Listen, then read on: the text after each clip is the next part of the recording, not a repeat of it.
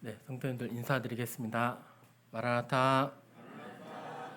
네, 어제 이렇게 파송식이 있었습니다.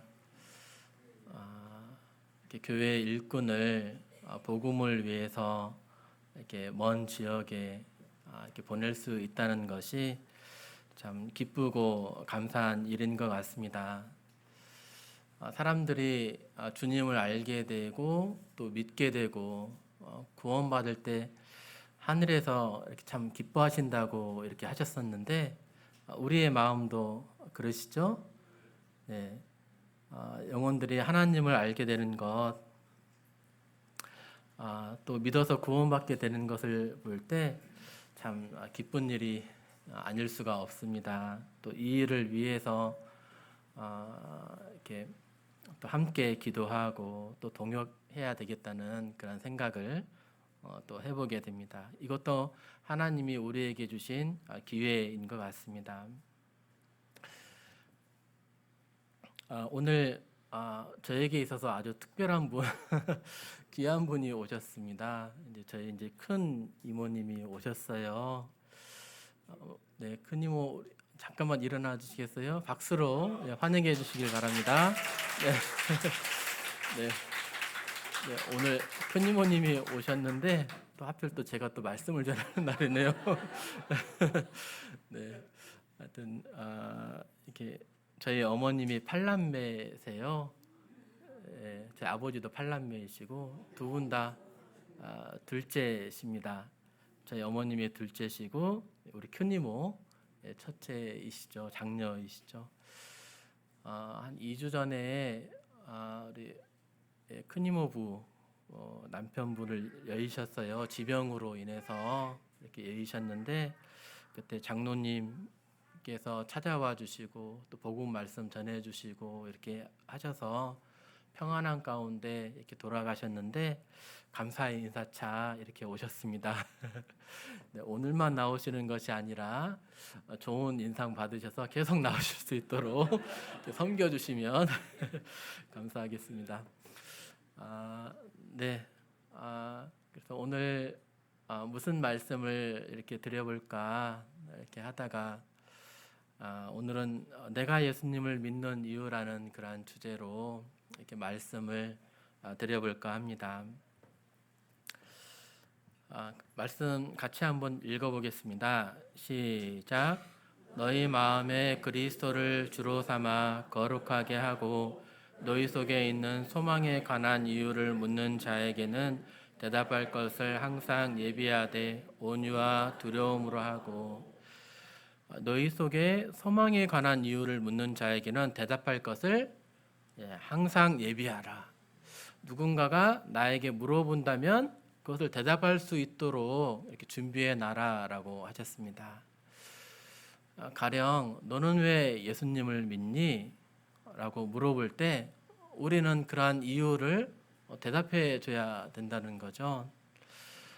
나는 어렸을 때부터 교회에 나왔어. 단순히 이래서 그런 것이 아니라 어떤 믿을 만한 그러한 이유, 믿어야 된다는 그러한 이유가 무엇인지 우리는 대답을 해줘야 할 것입니다. 성도님들은 왜 예수님을 믿고 따르십니까? 일주일 내내 일하시고 또 때로는 토요일에도 일하시고 이 일요일, 이 황금 같은 이 일요일, 또 일요일뿐인가요? 수요일에도 나오시고 금요일에도 나오시고 또 토요일에도 나오시고 네, 교회에서 그냥 살아.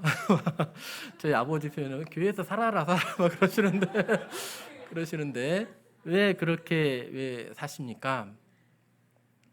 아니 왜 예수님만 믿어야 됩니까? 여러 훌륭한 분들 많은데 그분들 믿어도 될 텐데 너는 왜 예수님만 믿냐? 그리고 너는 왜 술도 안 하고 담배도 안 하고 그러냐? 인생을 좀 재밌게 살아봐라. 이러한 말을 종종 듣지 않습니까? 네.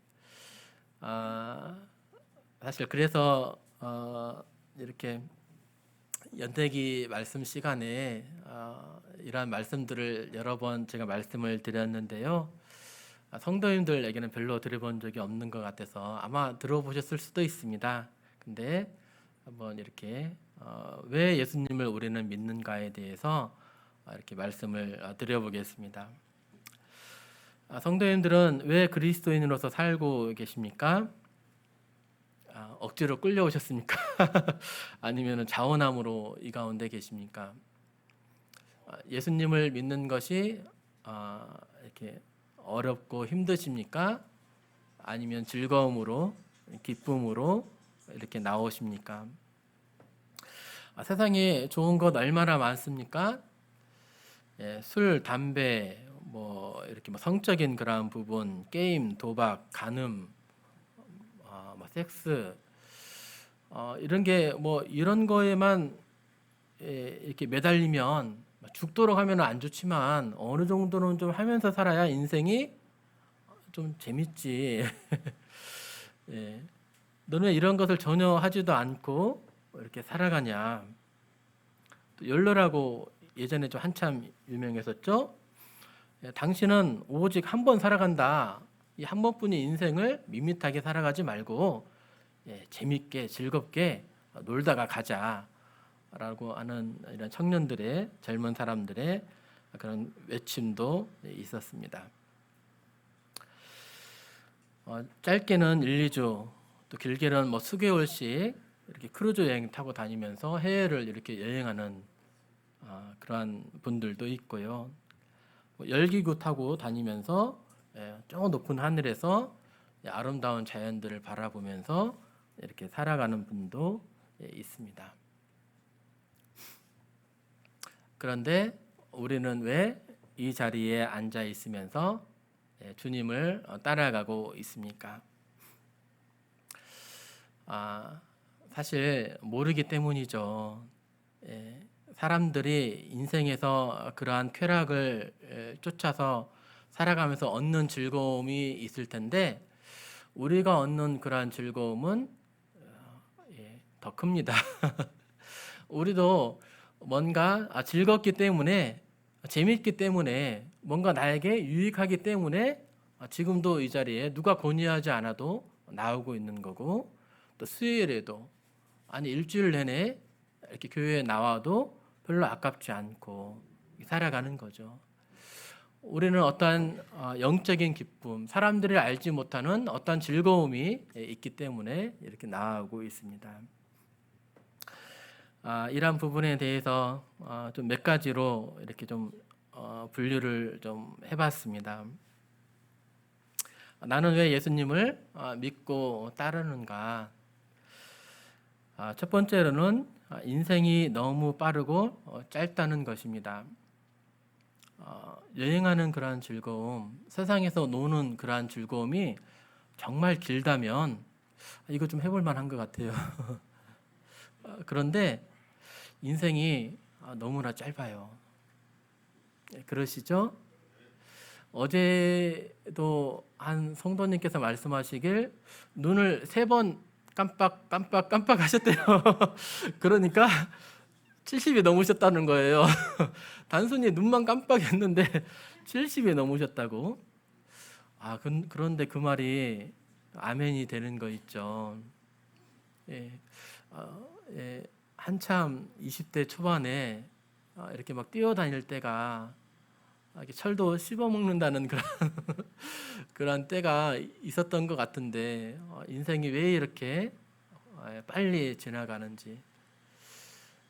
참 인생에서 노는 것이 전부였다면 너무나도 짧고 인생이 허망한 거예요. 그것이 내 인생의 전부라 할 것 같으면 너무나도 허망한 거예요. 두 번째는 언젠가는 끝이 있다는 것입니다. 결국은 죽음이 찾아온다는 것입니다. 이 자리에 혹시 안 죽으실 분, 안 돌아가실 분 계십니까?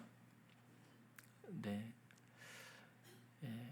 명확한 사실은 사람들은 모두가 다 죽는다는 것입니다. 그러면 죽게 된다면 우리가 그렇게 살아서는 안 되겠죠.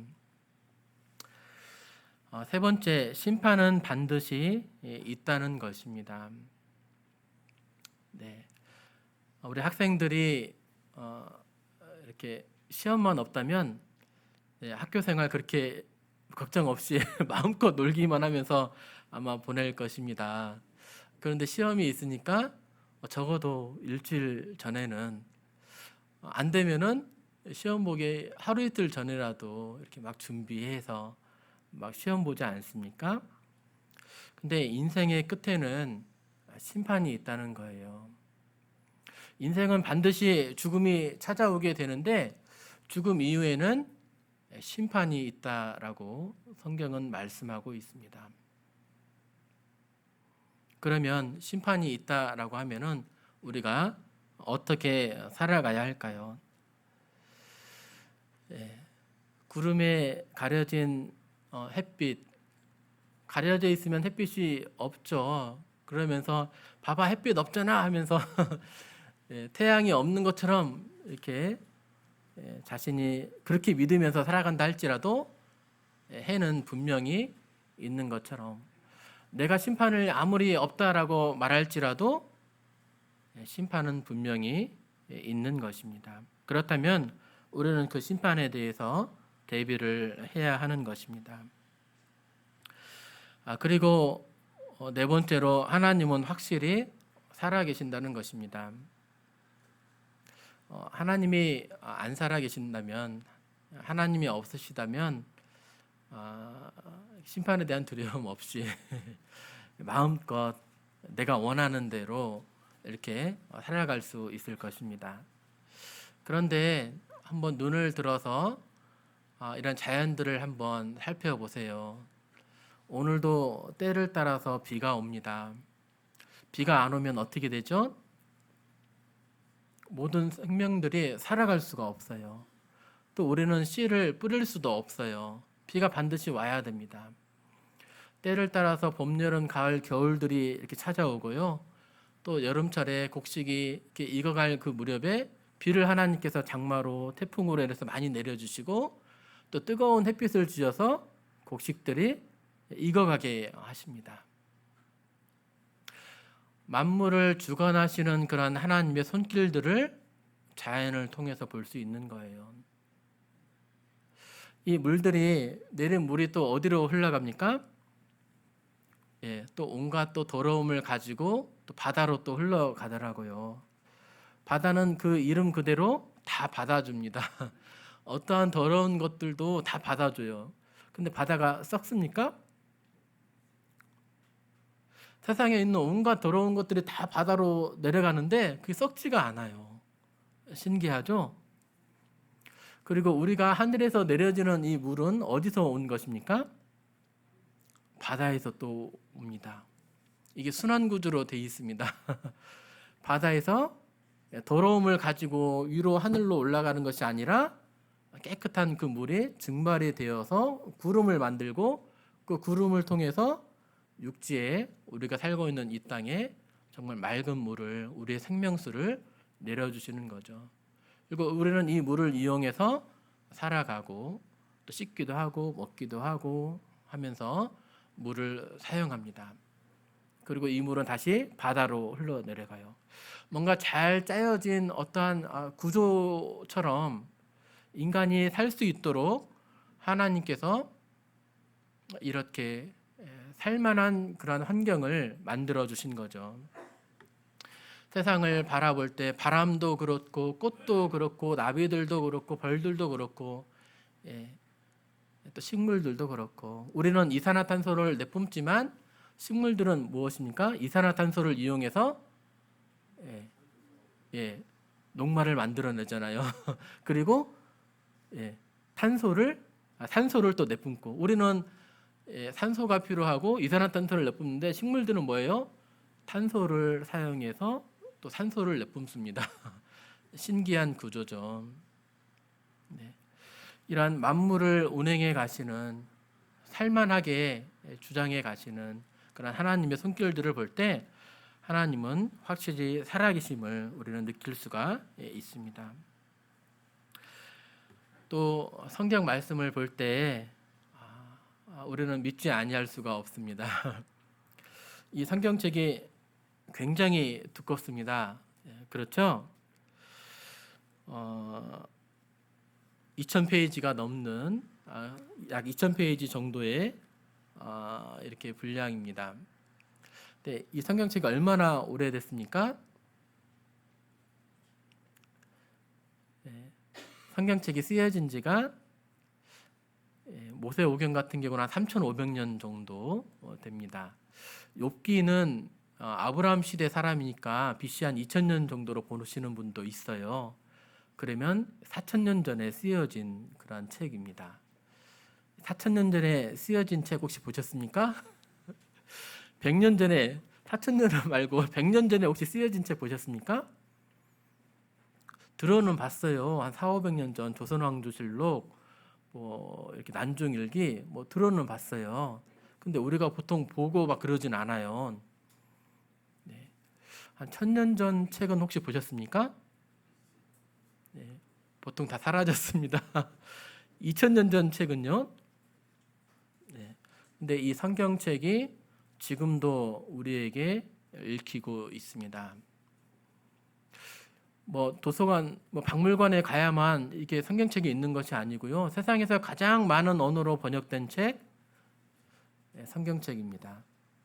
가장 많이 판매되고 있는 책, 성경책입니다. 1년에 한 3천만 권 정도 인터넷으로 분배되는 거 말고 3천만 권 정도의 책이 팔리고 있어요. 성경책이. 왜 그렇습니까? 하나님이 자신을 알려주시는 거예요. 믿을 만한 그런 증거들을 보여주시는 거예요. 믿을 만한 이유들을 보여주시는 것입니다. 또 6번째로 우리가 예수님을 믿고 따르는 이유는 2000년 전에 사람의 모습으로 이 땅에서 한 33년간 사셨던 그런 예수님, 이 예수님이 하나님이시기 때문입니다. 단순히 이 예수님은 어떠한 유명한 그런 아인슈타인처럼 훌륭한 박사님이라든지 어떠한 인격이 훌륭한 그런 석가모니나 어떠한 뭐 유교의 공자나 그런 성인들 정도의 그러한 사람이 아닙니다.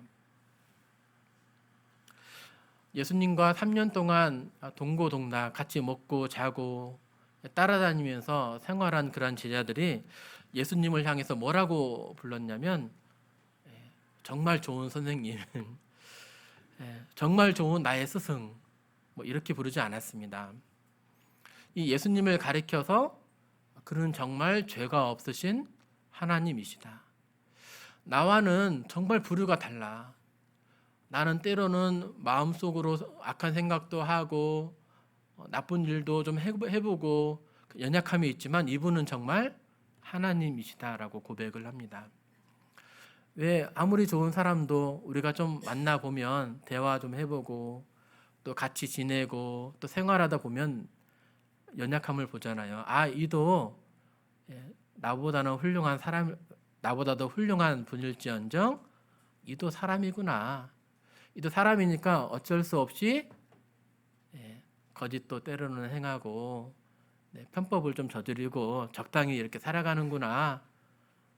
이렇게 보통 그렇지 않습니까? 사람들을 보면. 그런데 제자들은 예수님을 향해서 나의 하나님이십니다. 나의 주님이십니다. 라고 고백을 합니다. 그리고 평생을 돌아가신 그 예수님, 또 돌아가셨다가 3일 만에 부활하신 이 예수님을 위해서 살아갑니다. 목에 칼이 들어와도 예수님이 하나님이시라는 건, 하나님이신 그분이 인간의 모습으로 이 땅에 내려오셨다라는 그런 믿음을 저버리지 않아요. 그것도 종교의 도시 예루살렘에서 그렇습니다. 예루살렘은 지금도 그렇지만 그 당시에는 더욱더 종교에 목숨 거는 그런 도시였어요.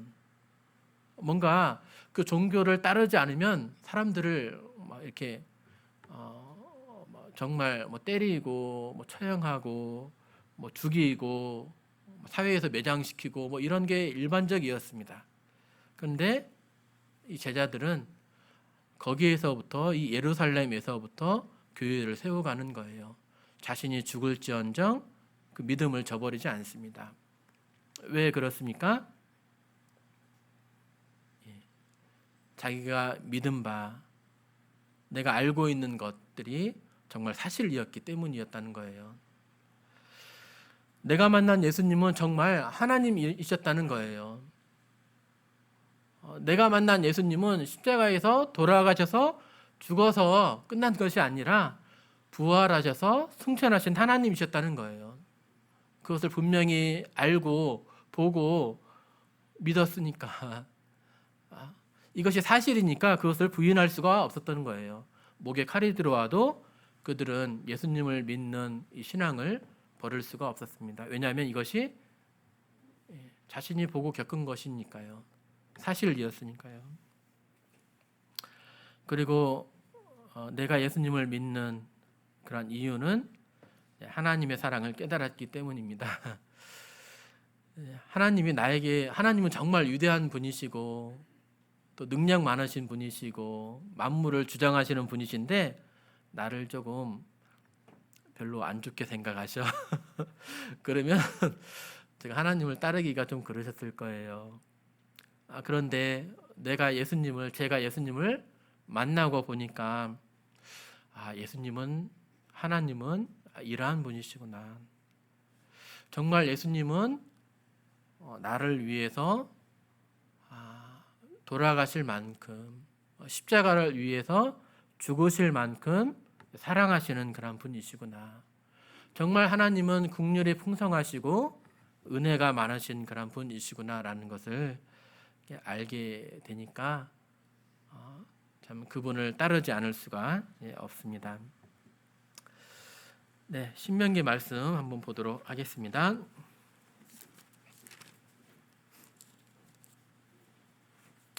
신명기 33장 29절입니다.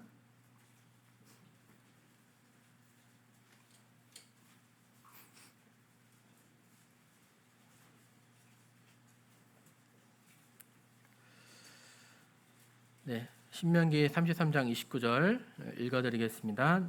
이스라엘이여 너는 행복한 사람이로다. 여호와의 구원을 너같이 얻은 백성이 누구냐? 진정한 행복자, 정말 행복한 사람은 누구입니까? 해외여행을 많이 다녀본 사람이 행복한 사람입니까? 자식을 서울대에 많이 이렇게 보낸 사람이 행복한 사람입니까? 행복한 사람은 누구죠? 구원받은 사람이 행복한 거예요. 아멘이십니까? 네. 하나님의 만물을 주관하시는 그러한 하나님이 나를 사랑하신다는 것을 깨닫는 사람이 행복한 거예요. 하나님의 사랑을 깨달으셨습니까? 하나님이 나를 죽으실 만큼 모든 것을 내어주실 만큼 사랑하신다는 그 사실을 알고 있으십니까? 이게 바로 행복한 사람입니다. 네, 세상에서 병들고 또 우울한 그런 마음이 찾아오고 또 여러 가지 환난과 어려움을 누구나 다 겪습니다. 그런데 그런 것 때문에 불행하고 낭망하고 하는 것이 아니라 이 땅에서의 삶은 정말 잠깐인데 이제 하나님이 계신 그곳, 우리의 본향이 있다는 거예요. 나는 정말 사랑을 받을 만한 그러한 자격이었는데 하나님께서 나를 그렇게 사랑해 주신다는 거예요. 어찌 행복하지 않을 수가 있습니까? 우리가 정말 행복자임을, 하나님의 은혜를 받은 또 사랑을 받고 있는 행복자임을 이렇게 알게 됩니다. 네, 하나하나 이렇게 살펴보겠습니다. 사실 한 7가지 정도 말씀드렸는데 한 2-3시간 이상은 말씀을 드려야 될 것 같은데 시간상 오늘은 50분밖에 안 돼서 한번 간단하게 좀 훑어봤습니다. 이렇게 좀 더 시간 되는 대로 이렇게 좀 더 살펴보겠습니다. 성경은 인생을 이렇게 말하고 있습니다. 모든 육체는 풀과 같고 그 모든 영광은 풀의 꽃과 같다. 근데 풀은 마르고 꽃은 떨어진다.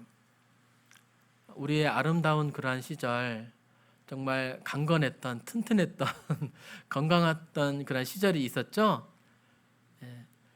그 시절이 바로 인생에 있어서 꽃과 같은 시절이었다는 것입니다. 근데 풀에 피인 그 꽃이 얼마나 갑니까? 벚꽃을 보니까 한 1주 정도면 떨어지더라고요.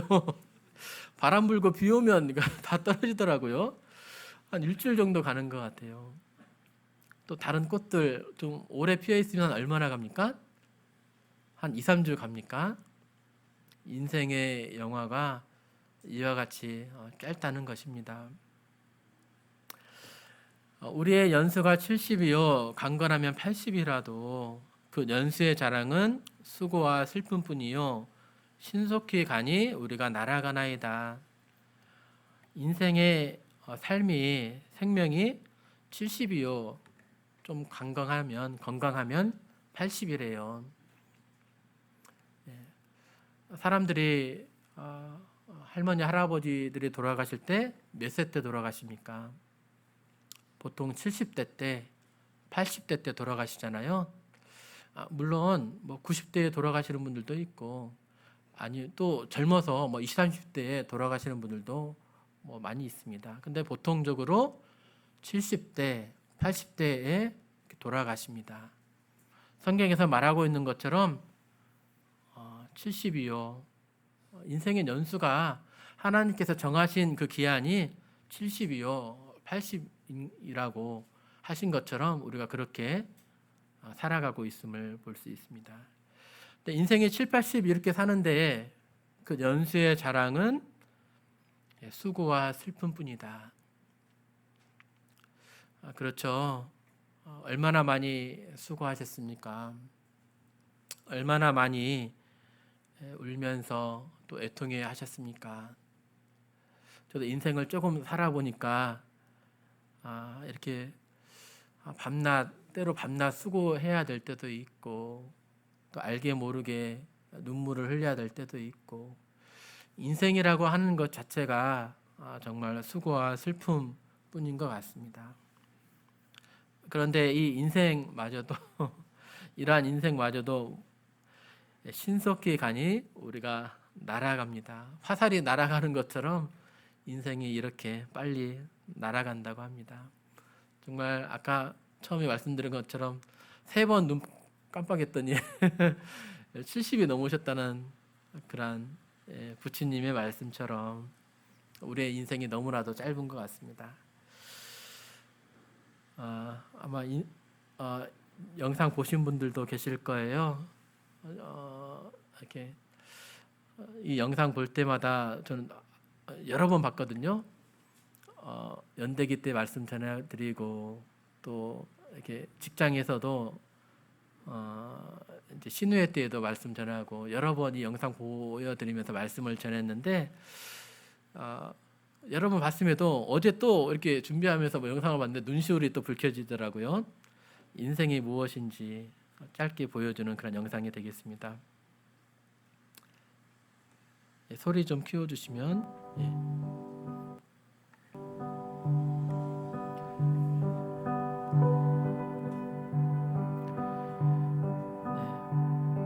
불량배들에게 이렇게 잡혀가지고 괴롭힘 당하는 여인을 여학생을 이렇게 도와줍니다.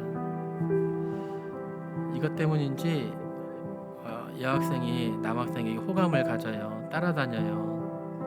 내 말 좀 들어봐 라고 말하는 것 같아요. 그러다가 마음의 문을 열어서 여학생을 받아줍니다. 막 결혼했나 보죠. 면사포를 못 씌워줬습니다. 구경만 했어요. 그리고 둘이 같이 살아서 지내다 보니 아이가 태어납니다. 이 가정을 이룬 이 남자는 가족들을 위해서 직장에서 많은 힘든 일을 하죠. 근데 집에 돌아와서는 나쁜 남자가 되어 갑니다.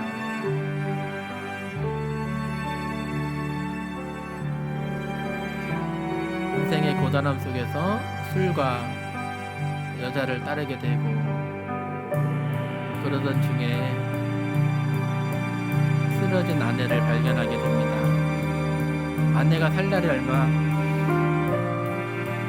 남지 않았다는 거예요. 그제사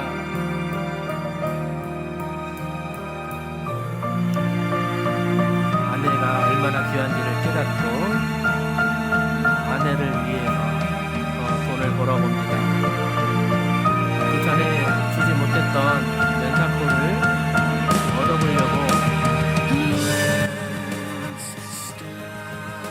힘들게 일해서 면사포를 구해서 아내에게 씌워줍니다.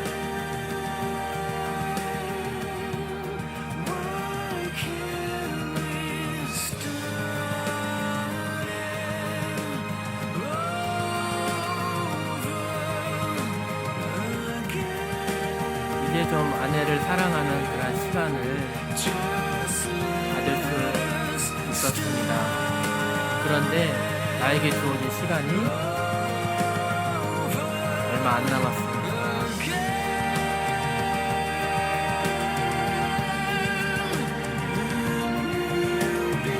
시간을 붙잡고 싶었습니다.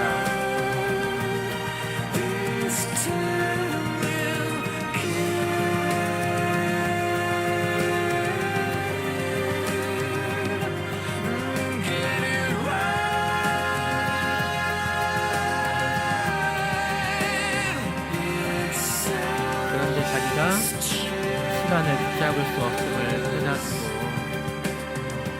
아내를 놓아줄 수밖에 없음을 알게 되었습니다.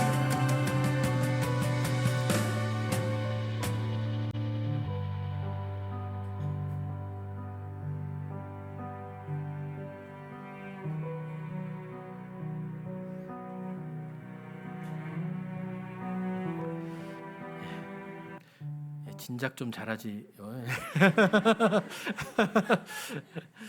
네, 근데 인생의 연수가 얼마나 이렇게 짧은 것인지 이렇게 좀 생각을 해볼 수 있는 그런 영상이었습니다.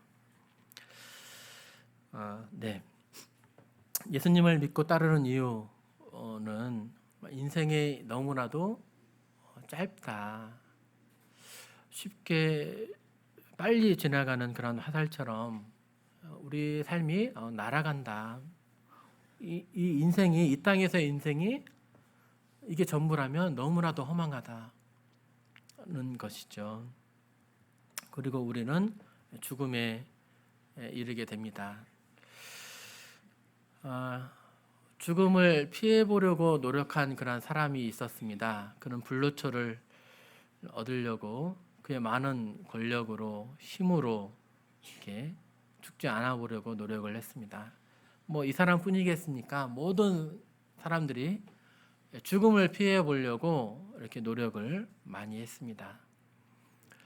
젊었을 때는 돈 1, 20만 원 좀 벌어 보려고 무리하게 밤새 일하면서 가족들 좀 등한히 하면서 돈 좀 벌어 보려고 이렇게 살아갑니다. 근데 자신이 암을 이렇게 진단받는 순간, 선고받는 순간 자기가 그토록 쌓아놓았던 그런 돈을 어떻게 합니까? 수백만 원, 수천만 원, 때로는 몇억 원 병원에 갖다 줍니다. 제발 한 달만이라도, 때로는 일주일만이라도 더 살게 해주십시오. 네, 그러죠. 하지만 누구 하나 빠짐없이 죽음에 이르게 됩니다. 이 진시황이라고 하시는 분 다 들어보셨죠? 이 사람이 얼마나 권세가 권력이 참 많았던 분인지 준비하면서 좀 알게 됐습니다. 지금으로부터 2500년 전 사람이에요. 중국을 최초로 통일한 사람, 그래서 시황제입니다. 처음 황제라는 뜻입니다. 진나라의 첫 황제라는 의미에서 진시황입니다. 몇 세에 돌아가셨을까요? 아니, 이만큼 부자이고 세상에서 이만한 사람이 없었는데 한 150년, 200년 아니면 1000년 이렇게 살아야 되는 거 아닙니까? 이 자리에 올라가려면 얼마나 많은 사람들을 밟고 올라가야 됩니까? 수도 없이 사람들을 죽이고 짓밟고 눈물 흘리게 하면서 올라갔을 거 아닙니까? 그러면 좀 누렸어야죠.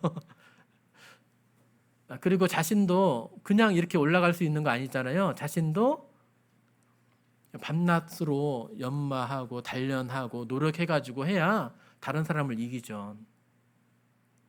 근데 올라갔어요. 그 자리에 결국 올라갔어요. 몇 년 누렸을까요? 겨우 50년 살다가 가셨어요. 근데 이분이 돌아가셨을 때 얼마나 권세와 권력이 뛰어났냐 하면은 보셨죠? 병마용, 병사와 말의 허수아비 용입니다. 모형이라는 얘기죠. 이 병마용을 이렇게 볼 수 있는데 이 무덤 앞에 이런 병마용들이 수천 점의 병사, 전차, 말들이 이렇게 발견이 되었어요. 그런데 이 병마용이 그냥 지금은 색깔도 안 입혀져 있지만 원래는 색깔도 입혀졌어요. 하나하나가 모양도 다 달라요. 그리고 손을 보면 이렇게 손이 뭔가 쥐고 있는 그런 모습이죠. 원래는 무기도 있었어요. 8,000명 하나하나에 무기가 다 있었어요. 활이든 창이든 칼이든 다 있었습니다. 370만 명의 인력으로 37년간 노역을 했어요. 피라미드를 능가합니다. 피라미드는 찾아보니까 60만 명이 노력했다라고 해요. 원래 병마용은 이러한 모습이었겠죠. 근데 이제 땅에 묻혀 있었는데 공기가 들어가는 그 순간, 발굴이 되는 순간 일순간에 이러한 색깔이 사라졌다고 합니다. 병마용갱, 이러한 병마용이 묻혀 있는 그러한 구덩이 말하죠. 병마용갱은 총 4호갱이 있대요. 가장 큰 것이 이제 1호갱이라고 합니다. 1호갱이요. 길이가 230m. 병사들이 일렬로 이렇게 다 있는 거예요. 230m 곱하기 60m. 축구장이 100m 곱하기 60m 정도거든요. 축구장의 2배 하나가. 근데 이게 진시황릉이 아니에요. 왜 임금이 죽으면 그 신하들을 묻잖아요. 그 신하들 무덤인 거예요. 맞으면 근위대들의 무덤. 본 무덤은 따로 있는 거예요. 진시황릉 아까 이제 1호갱, 2호갱, 3호갱이 이제 이렇게 성도님들 보실 때 제일 오른편에 있는 거고요. 제일 조그맣게. 그다음에 이제 왼쪽으로 한 2km를 들어가면 이제 그 무덤이 진시황릉이 나옵니다. 그런데 이 둘레가 외벽이 6km, 무덤 둘레가 6km예요. 내벽이 3.8km 정도 됩니다. 그리고 안으로 들어가 보면 진시황릉이 있는데 이게 이제 왕의 무덤이죠. 네, 제일 위에 보이는 것이 이제 이 왕의 무덤이 되겠습니다.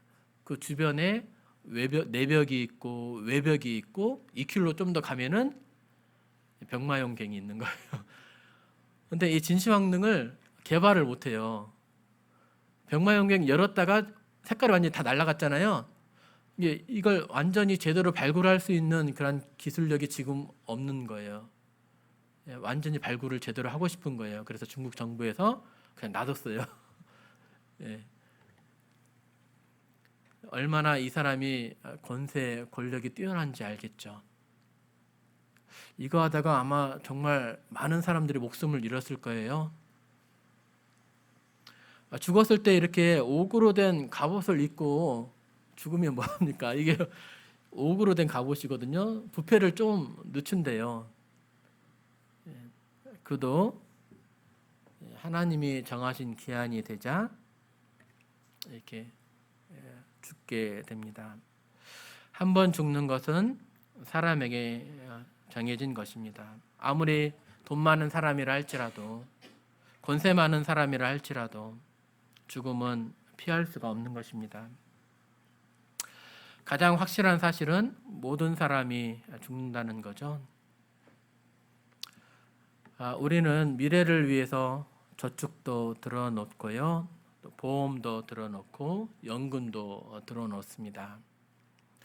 내가 이제 일하지 못할 그런 나이가 되면 나도 먹고 살아야 되니까, 또 아프니까 이런 보험을 들어야 되잖아요.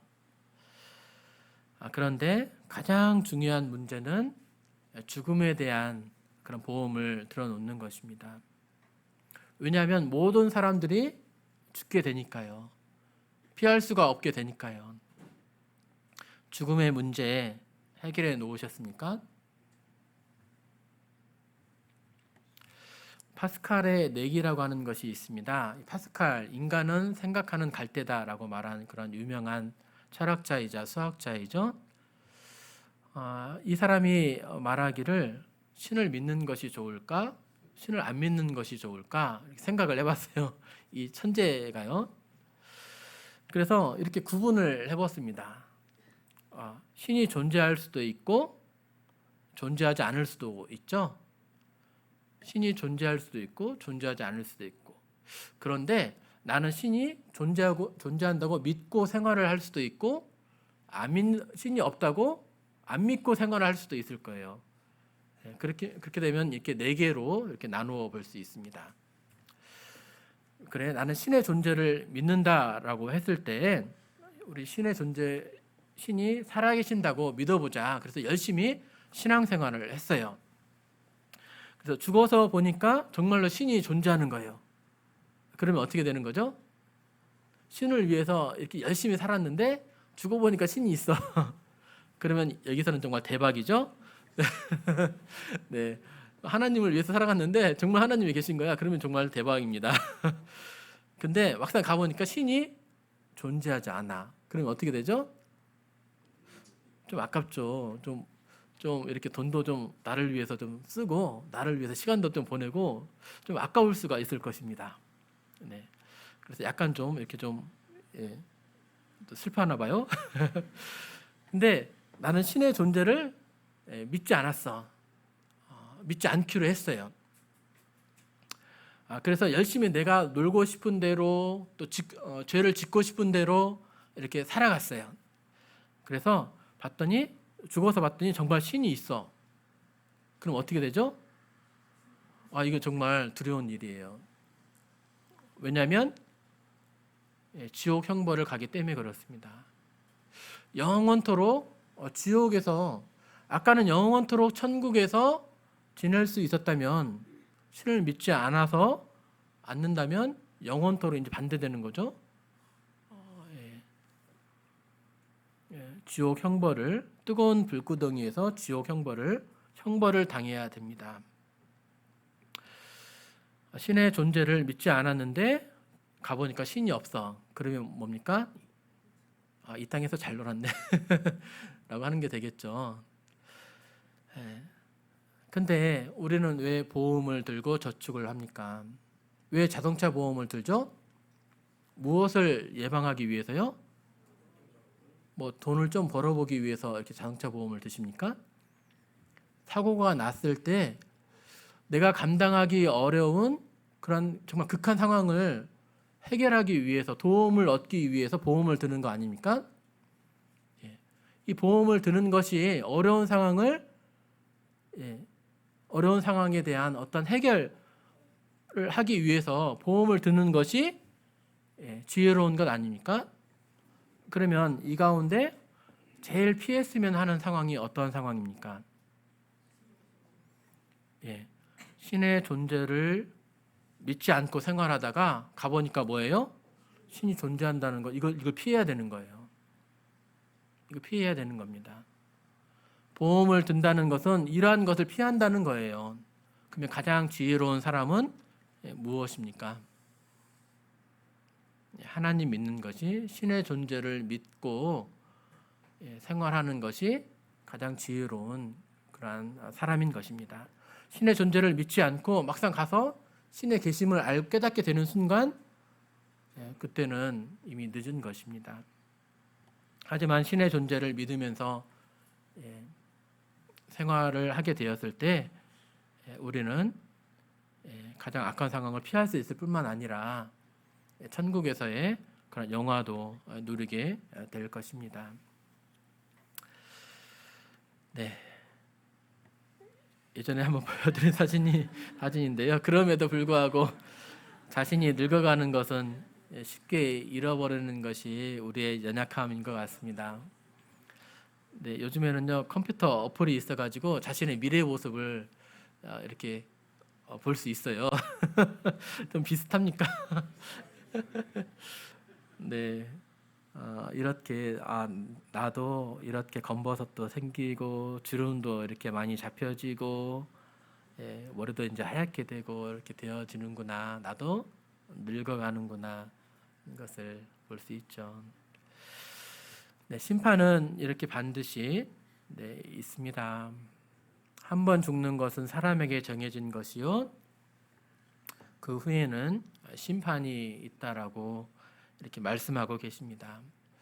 이 심판을 대비하는 것이, 준비하는 것이 정말 지혜로운 것입니다. 심판은 반드시 있어야 됩니다. 이 땅을 가만히 생각을 해봅시다. 어떤 사람은 태어나면서부터 왕자로 태어납니다. 어떤 사람은 태어나면서부터 버려집니다. 어떤 사람은 정말 능력이 많아요. 태어나면서부터 천재예요. 그래서 잘할 수밖에 없어요. 근데 어떤 사람은 말조차도 제대로 못하고요, 눈도 제대로 볼 수 없는 사람도 있습니다. 자, 이 땅만 놓고 본다면 공평합니까? 그렇지 않아요. 우리가 공평하다라고 얘기할 때, 하나님 믿는 사람들이 공평하다라고 얘기할 때 하나님은 영혼을 주관하시는 그러한 분이에요. 이 땅에서 주어진 그러한 능력만큼 어떻게 살았느냐를 하나님이 영혼에서 평가하신다는 거예요. 그렇기 때문에 공평하다는 거예요. 주어진 능력만큼 잘 사용했는지, 많이 맡긴 사람에게 많이 달라 할 것이고 적게 준 사람에게 적게 달라 할 것이라고 하나님이 말씀하셨어요. 심판은 반드시 있는 것입니다. 모든 것들이 이 땅에서 공정하게 판결이 되어집니까? 모든 죄악들이 다 드러납니까? 그러지 않더라고요. 미제 사건들도 얼마나 많은지, 또 사람들이 거짓으로 또 속여서 또 빼앗아서 자기가 가진 힘을 이용해 가지고 취해 가지고 부하게 된 사람들도 많잖아요. 이 땅에서는 이 땅만 놓고 본다면 이렇게 공평하지 않는, 공정하지 않는 그런 세상이라 할 것입니다. 반드시 그러기에 반드시 심판은 있어야 되는 것입니다. 그래야 공평합니다. 그래야 공의로운 것입니다. 하나님은 말씀하셨죠. 반드시 한 번 죽는 것은 사람에게 정해진 것이에요. 그 이후에는 심판이 있다라고 말씀하셨습니다. 하나님은 반드시 살아계세요.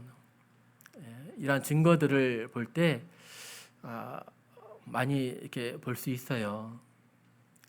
점집 가보셨습니까? 점집을 왜 가십니까? 저희 아파트가 이제 이 뒤에 서해그랑물이거든요. 근데 이 근처에 점집이 그렇게 많아요. 아니, 점집이 어떻게 이렇게 운영이 되는지 모르겠어요. 그만큼 많은 사람들이 찾아간다는 거잖아요.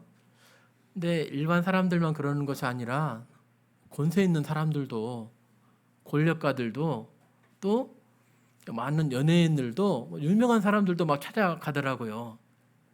그 사람들이 이사할 때 보면은 손 없는 날 이럴 때 이렇게 하고, 어떤 영적인 그런 존재가 있음을 사람들이 알고 있는 거죠. 그런 영적인 어떤 영물들, 어떤 귀신들, 또 돌아가실 때 보면은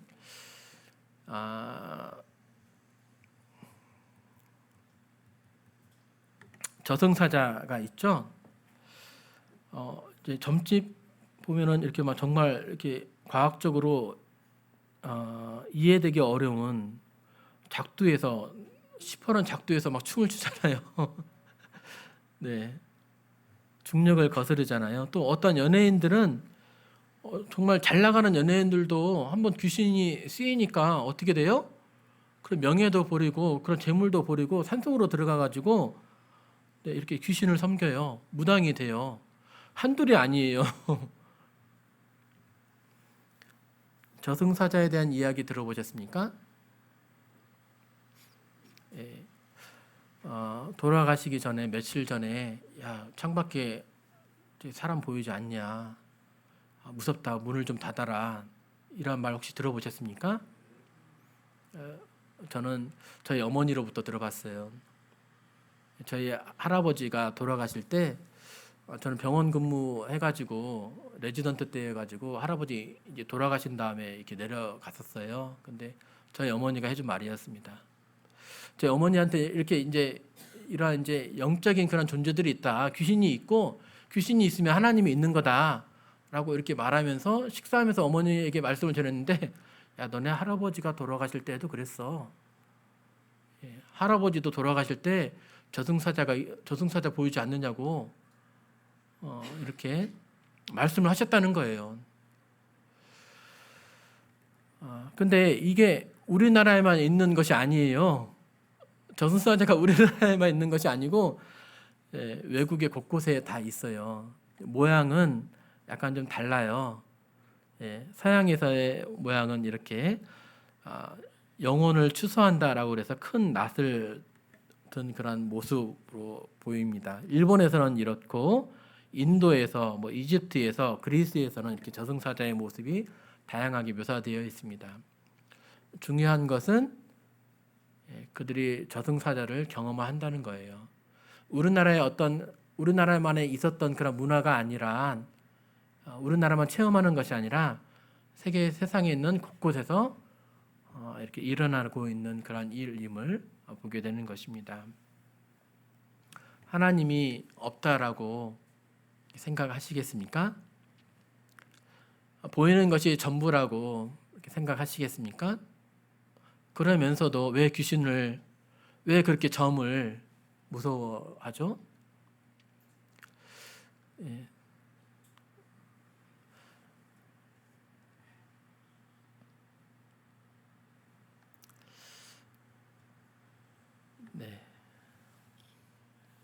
맞춰야 될 시간인 것 같습니다. 저는 이런 십자가에 달린 이러한 예수님을 믿습니다. 십자가가 의미하는 것은 하나님이 살아계심을 보여주는 것이고, 또 하나님께서 나를 이렇게 사랑하심을 보여준다는 그런 증표이기도 합니다. 하나님은 사람들에게 믿을 만한 그러한 여러 증거들을 이렇게 보여주셨습니다. 구원받을 만한 그러한 많은 말씀들을 우리에게, 또 증거들을 이렇게 해 주셨습니다.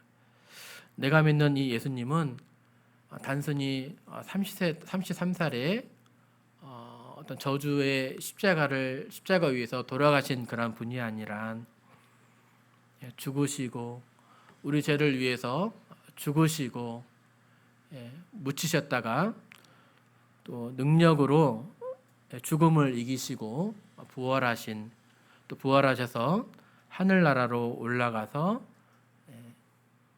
모든 우주 만물을 다스리시는 그런 하나님이심을 우리는 믿습니다. 그러기에 우리는 이 예수님을 따르고 섬기고 예배하는 것이죠. 처음 말씀드린 것처럼 정말 행복한 사람이 어떤 사람입니까? 잠깐 이 날아가는 그런 화살과 같은 그런 인생에서 자신이 하고자 하는 대로 쾌락을 위해서 살아가는 것이 행복입니까? 아닙니다. 진정한 행복은 우리 주님을 따라가면서 사는 것이 행복입니다. 주님을 섬기는 것이, 남을 섬기는 것이 뭐가 그렇게 기쁘냐? 알지 못하는 그런 기쁨이 있습니다. 성도님들과 함께 누리는 그런 기쁨, 주님과 사귐에서 나오는 그런 즐거움이 있기에, 그 사랑이 우리를 이끌어 가시기에 우리는 그분을 따라가면서 힘든 줄 모르고 이렇게 그분을 따라가면서 즐거워하고 기뻐하고 있습니다. 네, 이상으로 말씀 마치도록 하겠습니다.